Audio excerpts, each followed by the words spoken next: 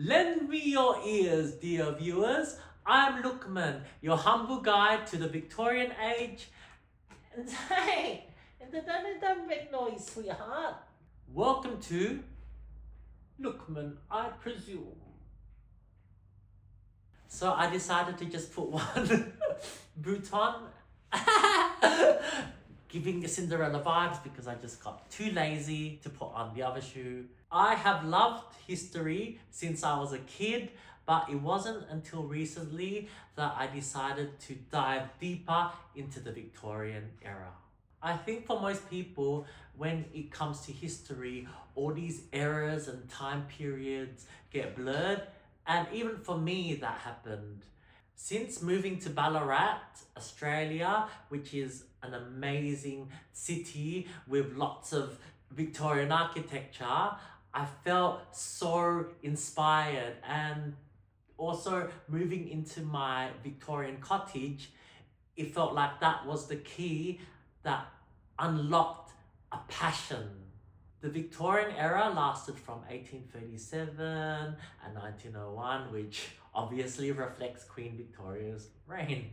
So let's get into it. Here are 4 things about the Victorian era that I recently learned. And yeah, you'll be like, obviously, you should have known that, blah, blah, blah. But it's okay. This is a journey. It's an exploration.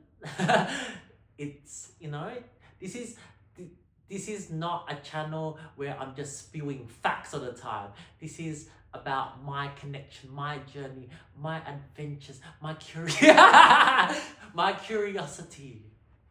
My sincerest apologies. I am wearing this hat indoors not because I am lacking refinement, but because I am illustrating the next point.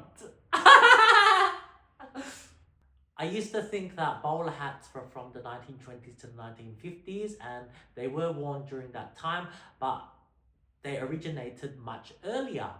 The first bowler hat prototype was invented around 1849, and from 1850s onwards it became a popular hat for gentlemen, Victorian gentlemen.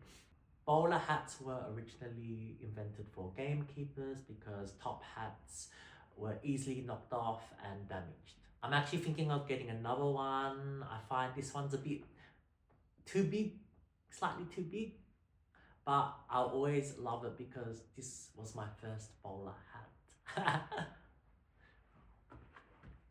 So now let's talk about what I've learned about Victorian men's fashion.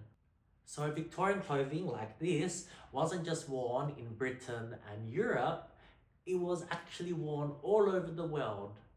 During the 1800s, some leaders in Asia and Africa adopted Western style clothing to show that their country was modern and forward looking. Clothing wasn't just about fashion, it was about politics and colonial influence. Between the 1870s to the early 20th century, Western dress became a powerful symbol of Japan's drive to be seen as a modern country and equal to the West. A similar thing happened in Thailand or Siam, and other places. So now let's go to topic 3, things about the Victorian era that I learned. So there wasn't just one single Victorian era style when it came to architecture. I used to think that Victorian buildings had one look, one architectural style, but boy was I wrong. It was more like a patchwork of revivals from past architectural traditions. So architects drew inspiration from previous eras, but saying that there were some things unique to the time period due to technological advancements and Victorian innovation. So the Crystal Palace in London couldn't have existed earlier because it was the first building to use a standard screw thread. So think nuts and bolts. Back then it was groundbreaking. Okay, now let's go to the final topic. about the Victorian era that I kind of learnt, and it's the change across decades. At first, I thought the Victorian era was slow moving when it came to trends, styles, and everything like that. So I thought, okay, the 1850s would have been very similar to the 1890s or something like that. And wrong again! Each decade had its own vibe and its own trends. So these changing trends showed up in everything from clothes to furniture and buildings. I'm going to give you an example of what happened in Australia. So the 1880s was kind of seen as the height of the Victorian era in terms of the economy and buildings and stuff like that, because everyone wanted to show off their wealth.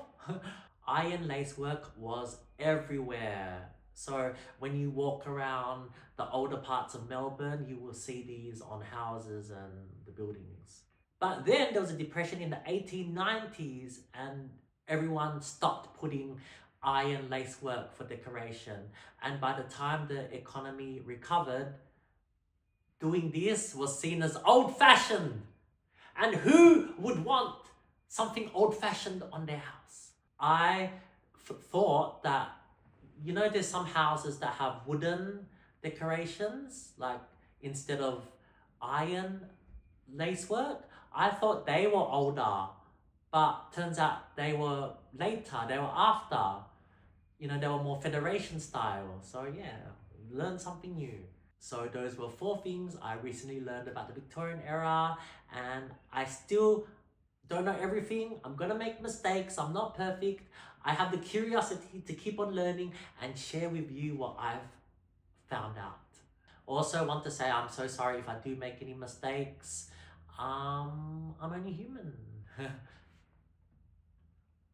This video was recorded in Wadawurrung country. I pay respects to the elders past and present.